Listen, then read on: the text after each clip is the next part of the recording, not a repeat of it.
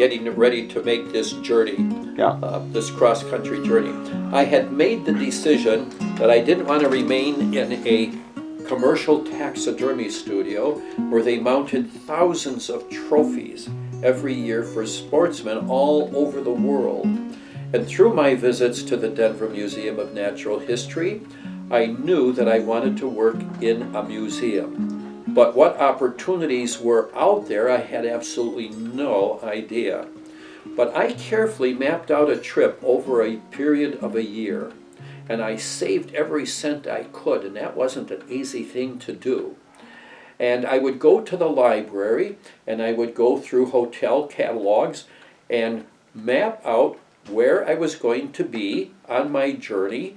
For instance, I was planning on stopping off in Omaha, Nebraska to visit with Northwestern School of Taxidermy. I was going to stop off in Chicago to see the taxidermist at Field Museum. I was going to stop off in Aurora, Illinois to see my friend Leanne L. Prey. And oh yes, I was going to stop off in Galesburg, Illinois to visit Aunt Edie and Uncle Chuck.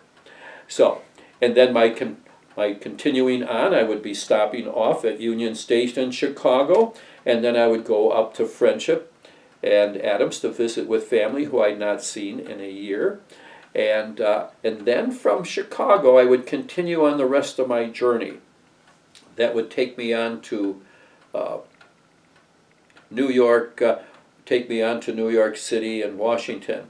But on the way when I left, I remember my first stop was in, I believe it was in Cincinnati, Ohio. No, excuse me, I got to go back here a little bit. My first stop was actually Northwestern School of Taxidermy. And I planned to be there for 3 days in case the unexpected happened. Because mind you, not everyone was expecting me. I was a surprise at the door. And I remember that Northwestern School of Taxidermy was located in an old 100-year-old building 6 stories high.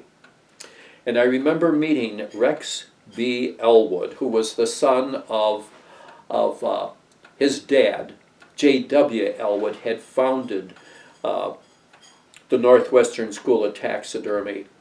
And my gosh, this was also in the early, in the early 1900s. I don't remember the exact date now. Even that might have been around 1909.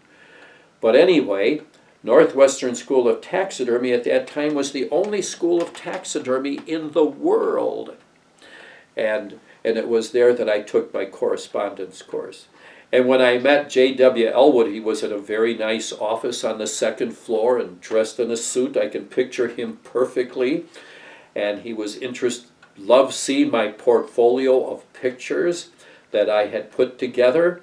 And he remarked that of all the hundreds of students they had, actually thousands, I was one of the few that actually took their course seriously and did something with it. But he put me in touch with his manager, Mr. Vogel, I remember him to be, and he was in charge of the whole operation. And at that time, Northwestern School of Taxidermy mailed out anywhere from 1,000 to 2,000 lessons a month. That was awesome. And they had a big supply department where hundreds of packages of materials of wire and excelsior and paper mache and glass eyes and everything else was shipped out to budding taxidermists all over the country. Well, anyway, there's something interesting here as I reflect on it. Reminds me of my lady taxidermist, but I'll talk about her later. But anyway, then Mr. Vogel took me out to a ball game that night. And then Mr. Elwood also introduced me to their former chief taxidermist, who at one time had been head of their taxidermy department. Now I regret that at this moment I cannot think of his name, but I remember visiting his home, him and his wife. And one of the unique things about his taxidermy work, or something that he did, he would mount like half of a bird in a three-dimensional case with a glass dome over it. And I remember seeing a snowy owl, for instance, that he did. Oh my, it was so realistic and looking in a natural setting. Anyway, that was a wonderful visit with him, and of course his encouragement in taxidermy as well. Now, then in the evening, Mr. Elwood invited me to his home, which was more like a beautiful mansion, and for dinner with him and his wife and daughter. It was a most pleasant and delightful evening, and I remember his daughter driving me back to the hotel that night, and then continue on my way the next morning. So you see, I had to allow additional days wherever I stopped in order for the unexpected. So always expect the unexpected, because you never know when unexpected things are going to happen, especially when you are on an adventure. And in adventures, the unknown is always there. Anyway, my next stop then was, as I do remember, was to see Aunt E and Uncle Chuck in Galesburg, Illinois. And I remember I had started taking pictures on slide transparencies. Yes, I forgot to mention, when I would visit with my relatives, my Uncle Bob and Aunt Agnes and my cousins Danny and Bobby, I was borrowing their camera, and I had to have my own because then they needed theirs. And they let me take pictures at Jonas Brothers, like for instance the mounting of an elephant head or a Kodiak bear. So I got this wonderful slide collection of those early days at Jonas Brothers. So I had my camera with me on this trip as well. And but anyway, I first visited with, my second visit was with Aunt Edie and Uncle Chuck, and I had put together in fact, I'm trying to remember now. I'm thinking I'm traveling with 2 big foot lockers. Imagine 2 big foot lockers. In fact, this is kind of fun in a way. So maybe I'll reminisce a little bit about it, even though we're going a little bit backward in time. When I left Denver, Colorado, I was late getting to the train station because someone was going to help me, and they never showed up. So I had to take a taxi from my apartment to the train station. And when I got there, there was a red cap with a big wagon to throw my 2 foot lockers on. And he said, well, what train do you have to take? I said, the 3 o'clock Denver Zephyr to Chicago. He said, oh my gosh, it's leaving the station right now. He ran as fast as he could and had to be on the farthest track. And the time he got to the train and he's running down the aisle where people are standing saying goodbye to their friends and loved ones. The train is moving. Picture this. The train is moving when he throws my lockers on board, and I grab a hold of the handles and leap onto the stairs, and all of these people are all applauding the fact that I got aboard the train. So anyway, talk about excitement. But another thing I want to mention, when I left Nebraska, my visit with Mr. Elwood, I thought to myself when I was aboard the train, my very thoughts were, if the rest of my trip goes as well as this visit with Mr. Rex B. Elwood, I'm going to be one very happy person. And as it turned out, indeed, the journey far exceeded all expectations. But there in Galesburg, Illinois, where my Aunt Edie and Uncle Chuck were, he belonged to, I think, the Moose Lodge. And he prepared for me to give a talk there. That was probably one of my very first talks on taxidermy and using slide transparencies, Kodachrome film, that I gave to this group of men. And he had a banner up there waiting for me. Oh, did he ever set it up nicely for me. So that was a great experience. Oh, yes, and then I remember from there going off to Iowa City, Iowa to visit the museum there. So, so I must have been traveling probably 2-3 months on this journey. The guys back at Jonas Brothers didn't think I had enough money to make the trip, but I said I could do it, I think, if I eat only once a day. But anyway, after Galesburg, then came visiting with Leon L. Prey in Galesburg, and visiting him again for the second time. The first time, remember, I met him when I was about 17 years old and kept in touch with him, and so he followed along my adventure in taxidermy for as long as he lived. And then I visited the men at Field Museum because they made me promise don't ever go through Chicago without coming to Field Museum and seeing us, because we're interested in what you're going to accomplish.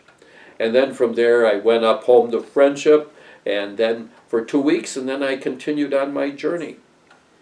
Now, there's times in life when we have to move in faith. Now, I really didn't know what faith is, but needless to say, faith means you believe in what you're doing, and even though you have no tangible evidence that you'll ever be able to do it, you believe in it. And because you believe in it, you keep moving forward. And because you move forward, things happen in a very unusual way and doors open. Well, anyway, my next stop was going to be Cincinnati, Ohio, to look for the largest library in taxidermy that I had learned about through the books that I had bought from John Moyer at Field Museum. And I wanted to find the library of a certain Oliver Davey, who had written the book Methods in the Art of Taxidermy that was published back in 1900. In fact, he actually had an earlier edition that was published in 1894. And I think and so I wanted to find these books that he had. Well, of course, he had long died. I had no idea of what to even look for when I got to Cincinnati. I simply checked in at a hotel in hopes that somehow I would find some kind of a lead to find Oliver Davey's library. Well, my first night at the hotel, I pondered and I thought, what would be the best approach? So I took the telephone directory. Those are rare things today, but I took the telephone directory, and I thought, I looked up all the Davies I could find, all the Davies, and I think there were 20 of them. And I thought, now, which one of these Davies would I call to try to find a lead or a relative or somebody who knew him?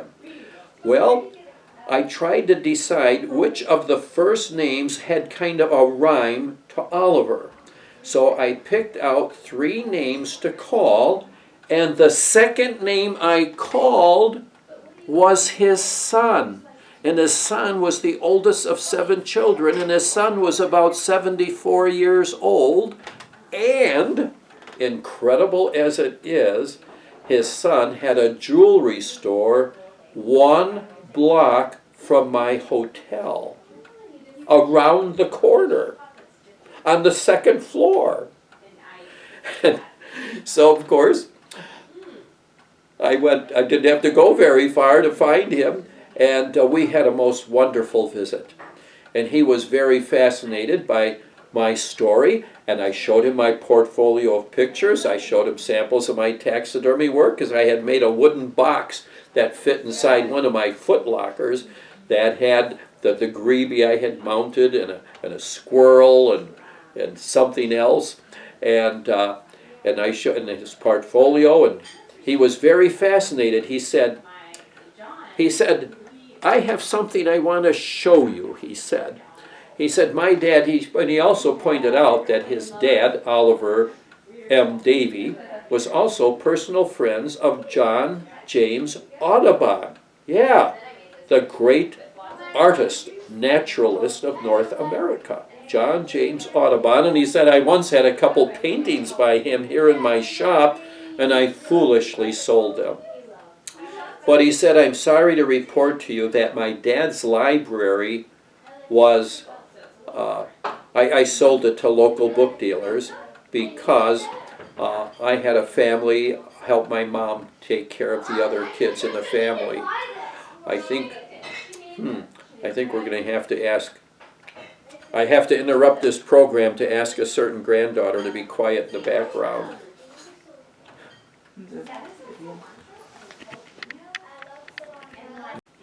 I mean, I can even continue where I started in. Just where you were. Yeah.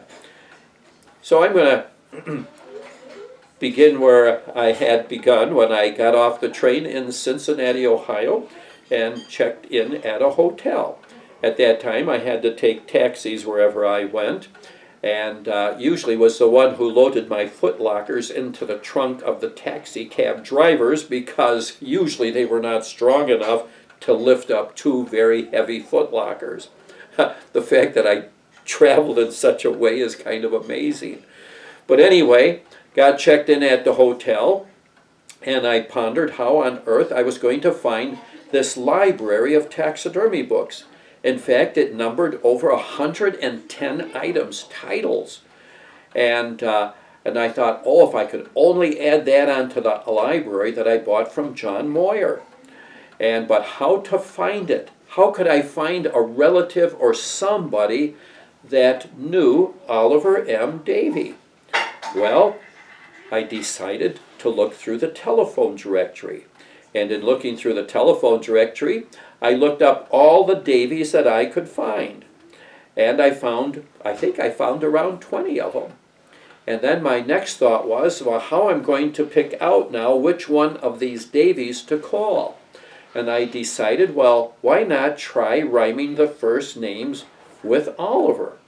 So I picked out 3 names that seemed to rhyme with Oliver, that seemed to be logical names that parents would name their kids.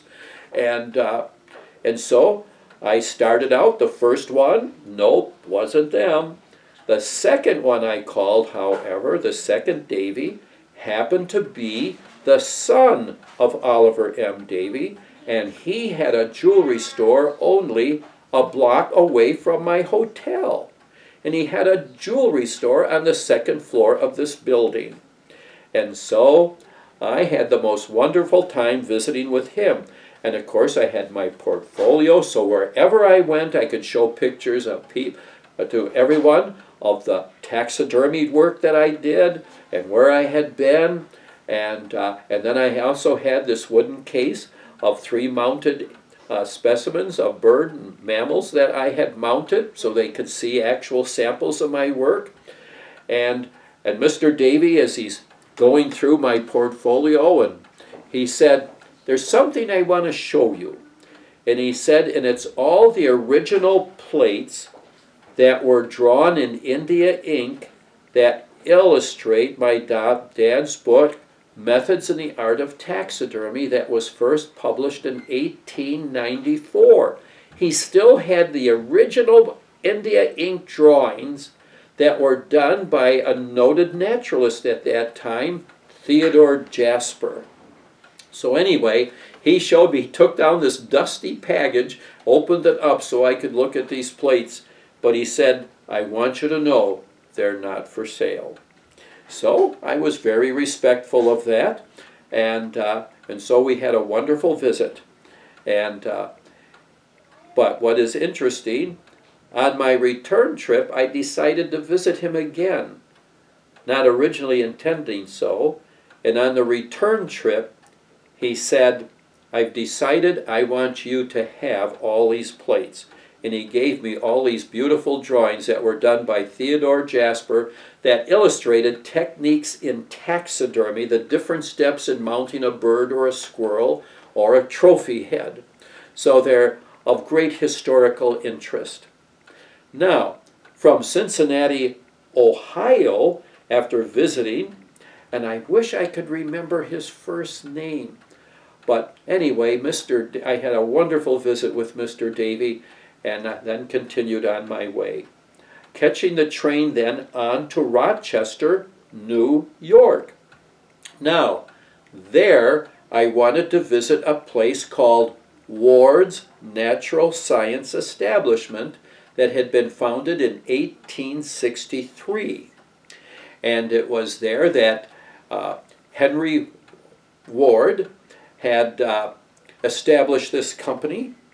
He was a professor that had worked in a university, and he got weary of being a teacher, and he wanted to form a company that would furnish museums and universities with natural history curiosities. In other words, Ward's furnished all kinds of mounted animals of the world to museums and even private collections. They furnished museums with bird study skins and with butterflies and everything imaginable, birds' eggs, just incredible. And they did special projects for museums.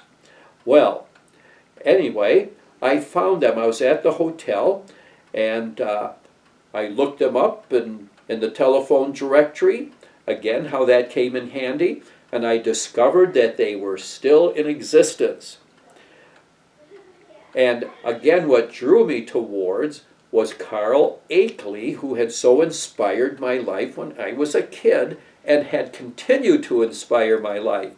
Carl Akeley had worked at Ward's around 1883 possibly, and he was a kid that grew up on a farm, and he had worked at Ward's learning taxidermy and so forth. He was very skilled, and he had mounted the elephant Jumbo for P.T. Barnum when that elephant was killed in an unfortunate railroad yard accident when the circus train was unloading. And so Carl Akeley and his associate, Critchley, took a train to Canada, where this elephant died in this railroad yard, where it laid for 3 days, and they skinned, with the help of many butchers, skinned out that elephant, put the hide in a big tank on a railroad flat car in a salt solution, and then they had to clean the skeleton, which Akeley said was absolutely wretched. And those things were returned to Ward's, where Akeley and Critchley proceeded the task of mounting that elephant. Well, reading Akeley's stories, I knew that someday I wanted to visit Ward's. And then Akeley also, his first job was actually at the Milwaukee Public Museum in Milwaukee, where I eventually wanted to be. But anyway, there I am at Ward's. I took a bus for 7 miles to the outskirts of the city, to Irondequoit Bay. Then I had a mile to walk to get over to the company, which was buildings left over from an old winery in the middle of an old grape vineyard. And when I met the receptionist there at Ward's, she said, "Well, Mr. Easterman, who do you want to see?" And I said, "Well, you know, I would appreciate it if you'd introduce me to the president of the company." And Mr. Gamble, Bill Gamble, came out. He was the president. His dad was chairman of the board in Monterey, California, at their branch there. But anyway, Bill invited me into his office. Again, having my portfolio to show wherever I went was very, very critical and important for people to connect with what I had been into, up to, and about to in the world of taxidermy. And so Bill looked at my portfolio and he said, "Very interesting. I know some people you're going to want to meet." So he informed his secretary he was taking the whole afternoon off and he was going to devote it to my visit. So he picks up a bottle of wine along the way, and we were going to visit a fellow by the name of Joseph A. Santins. And he was the oldest taxidermist in the world at that time. And he and his wife had a nice little home not far from Ward's, and so we went over there to visit with them. What a wonderful visit that was. And Mr. Santins, for being 92 years old, he was in very excellent shape. And he informed me that all of his life he would walk 3 miles a day, and he still did that at 92. Consequently, he lived on to be 96.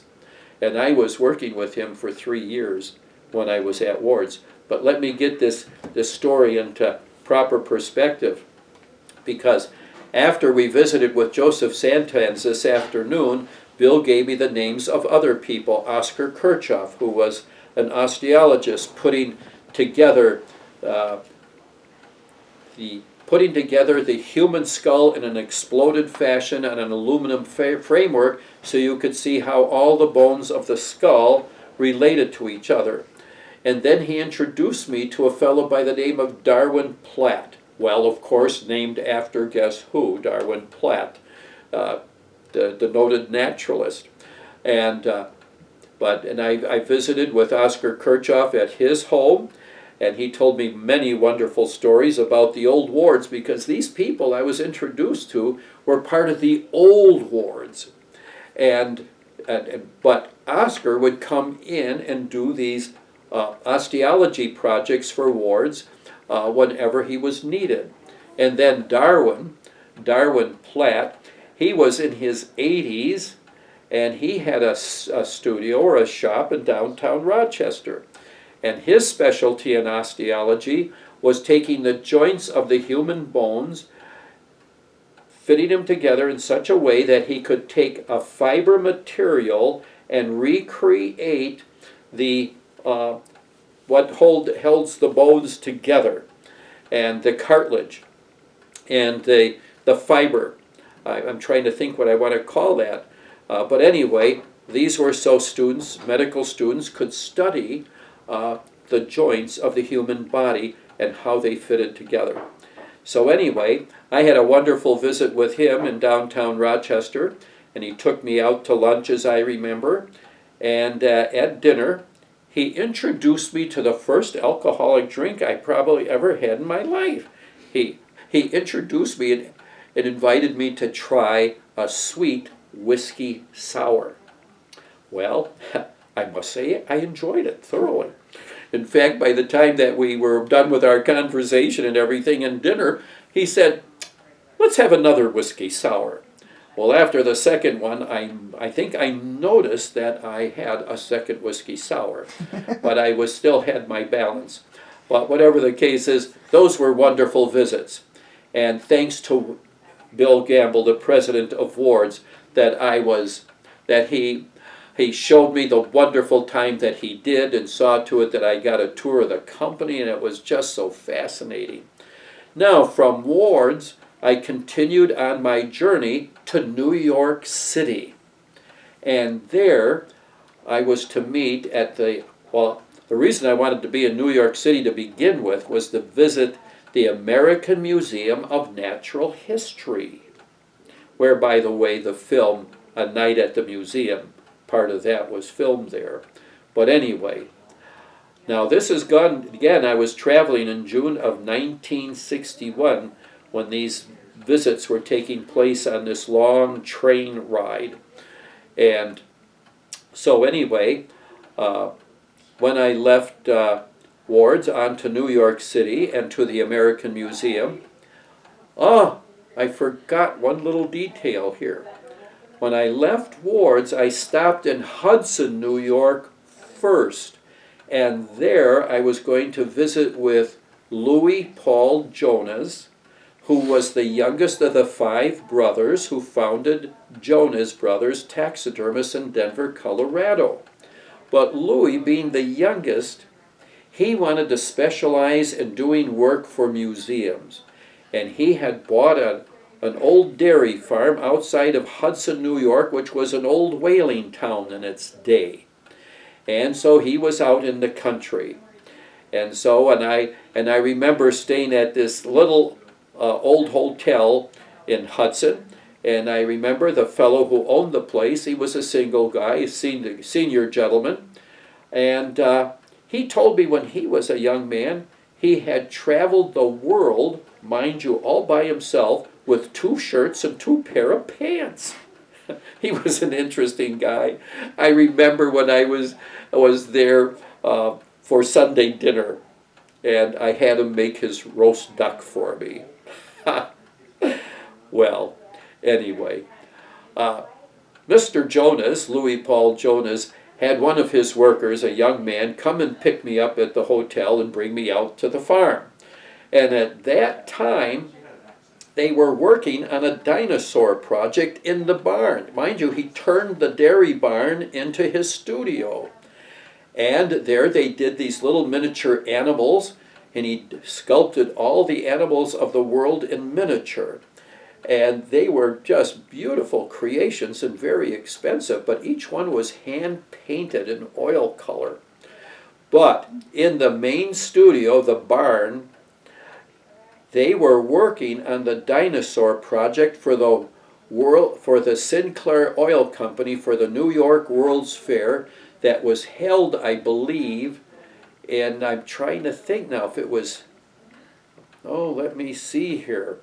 It's escaping me a little bit here, because this is 1963 and 1964 was the New York World's Fair. And those dinosaurs, when they were completed out at the dairy farm, and it took a couple years to do I think there were 8 of them. The biggest was the Brontosaurus, as it was known as at that time. And of course, Tyrannosaurus Rex and Stegosaurus and Struthiomimus and anyway, these dinosaurs were all floated by barge down the Hudson River 125 miles to the site of the New York World's Fair. But they were still working on the project, of course. The New York World's Fair was still ahead. But after visiting with Mr. Jonas for a couple days, and he showing me his techniques and so forth, and sculpture, and I learned so much on that visit.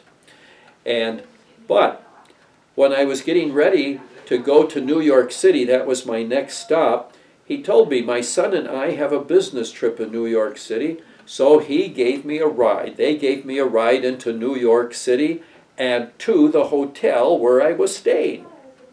Now, I was staying at a hotel in New York City at the lower end of Manhattan. It was the George Washington Hotel.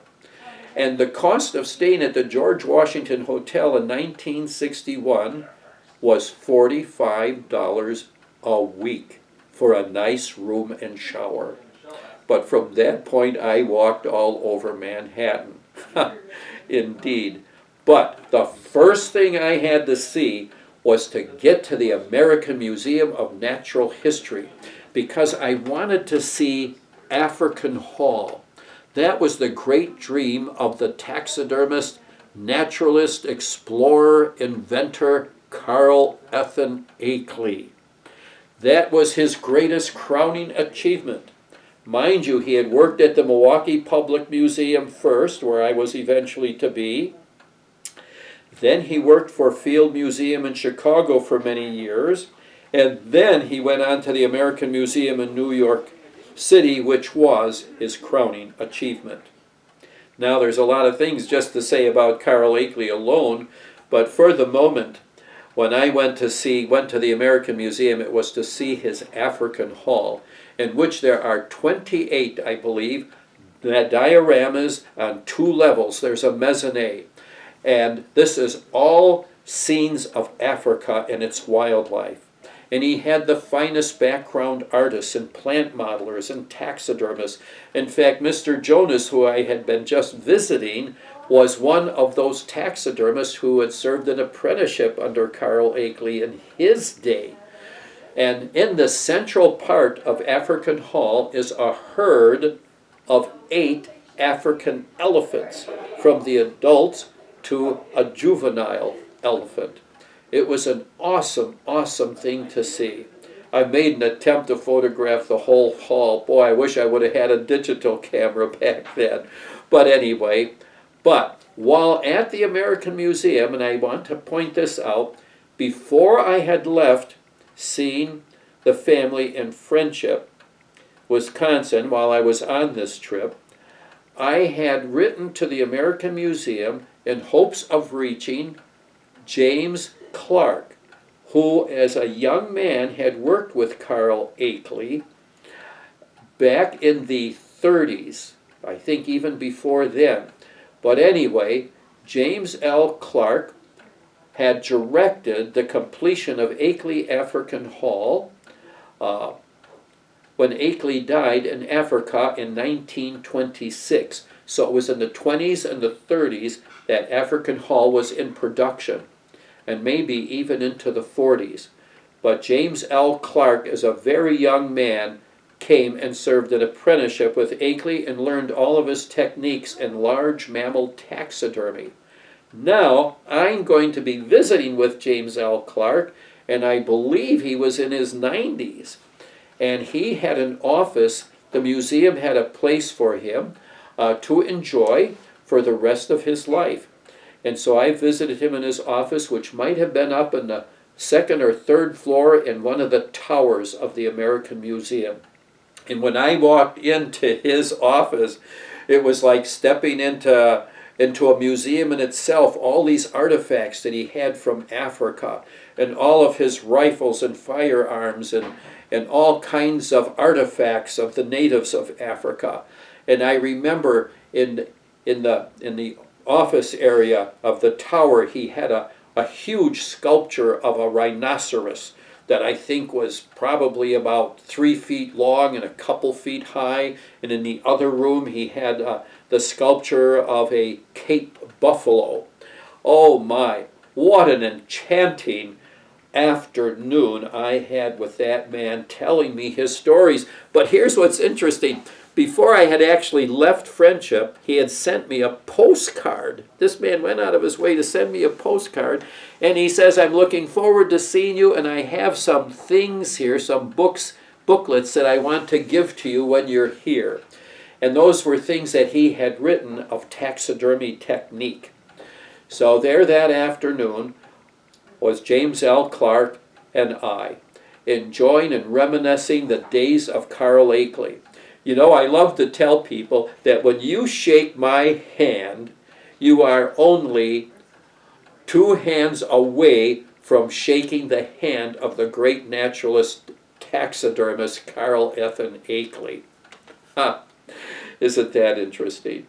Well, anyway, I had a wonderful time at the American Museum of Natural History, and of course, during that 2 weeks in New York City, I traveled all over the island. I visited bookshops, and I remember visiting the Art Center, the Statue of Liberty, and Radio City Music Hall, and went up to the top of the Empire State Building, and the boat ride around the island, and a walk through Central Park, and oh yes, and I visited a taxidermist out in one of the boroughs of New York City.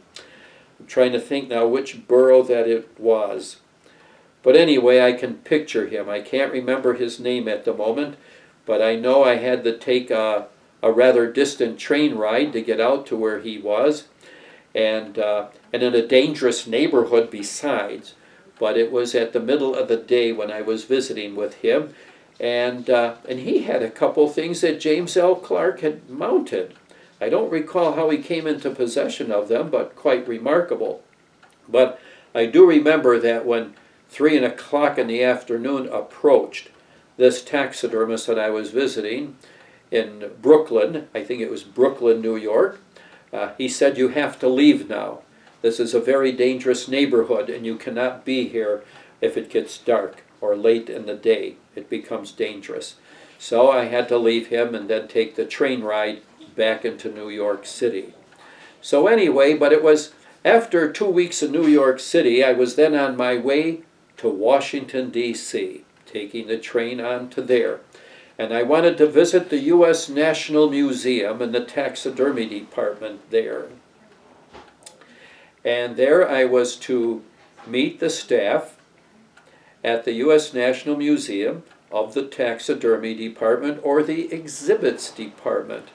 And I remember the gentleman that was in charge was Mr. Watson Perigo. And it was just wonderful visiting with them. They were working on some small exhibits, and I also had the opportunity to meet Mr. Brown.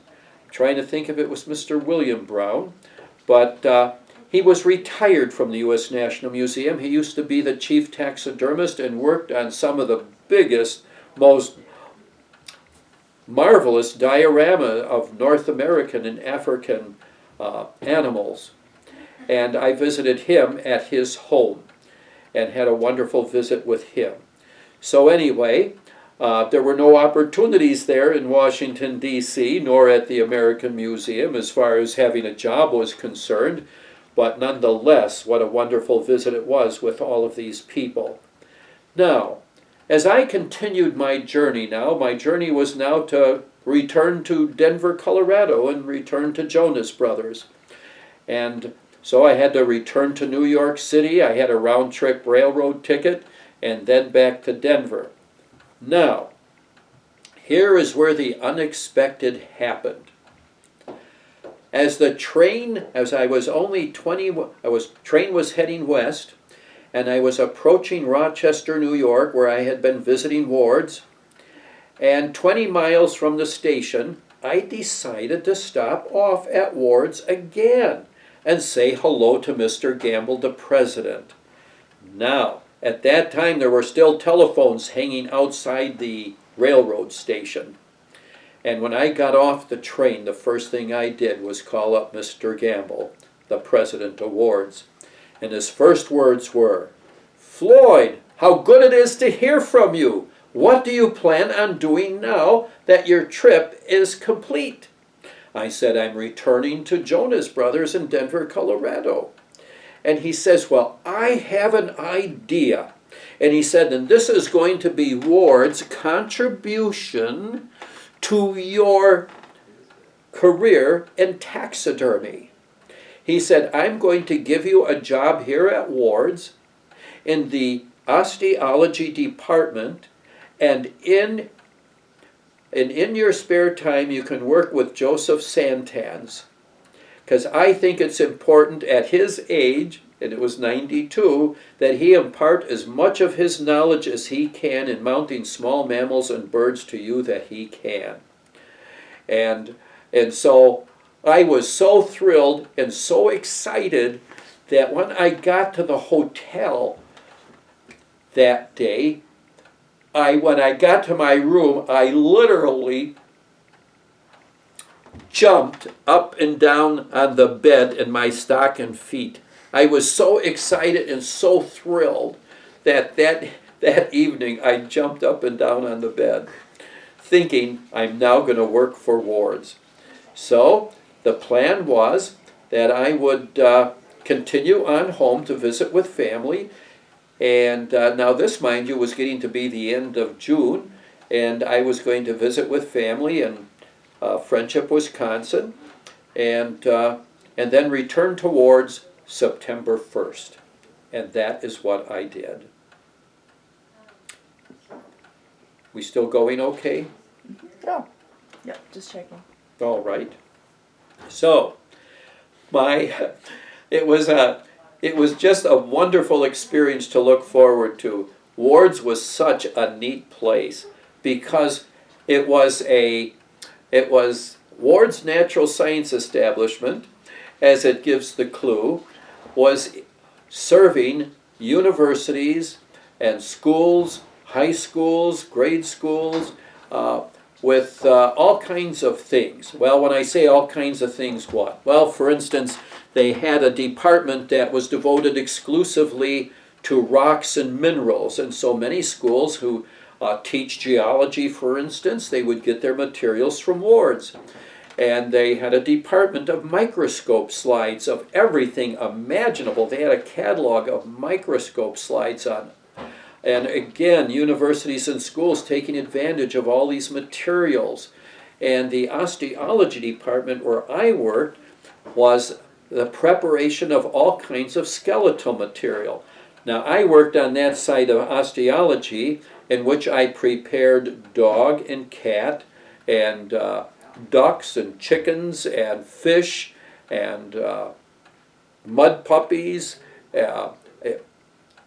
created skeletons. In other words, their skeletal structure had to be completely cleaned, and then the bones had to be soaked in ammonia. to remove the various blood fluids and so forth, and then the bones were bleached.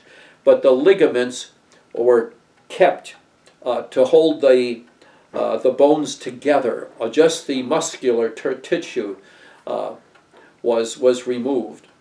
And then on the other side of osteology, they did human osteology. At that time, real human skeletons were used. And most of these skeletons at that time when I was there all came from India. There was someone there who made some kind of arrangements, whatever they might have been, and furnished the skeletons necessary for schools and universities in the United States. At different times in Ward's history, these skeletons came from different countries. But anyway, during this time at Ward's, and I was there for 3 years, so the first few months I stayed at the YMCA. So every day I had a bus ride to take because I didn't have a car yet, and then I had to walk a mile or so to get to the company, and I was there at 8 o'clock in the morning when the day began, and worked the full day.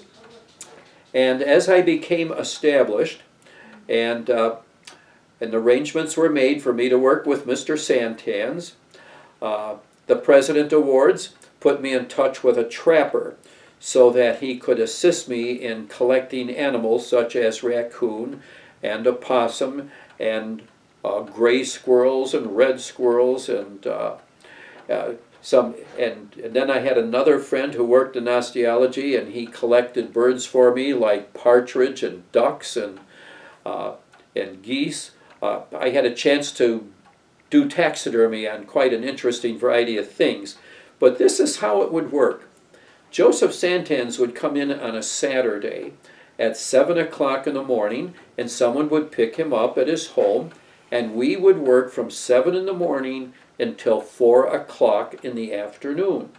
Now, I was to only sit and watch every move he made when he skinned a bird and prepared the body, made an excelsior body of wood wool, and wired the bird and put it all together and put in the glass eyes.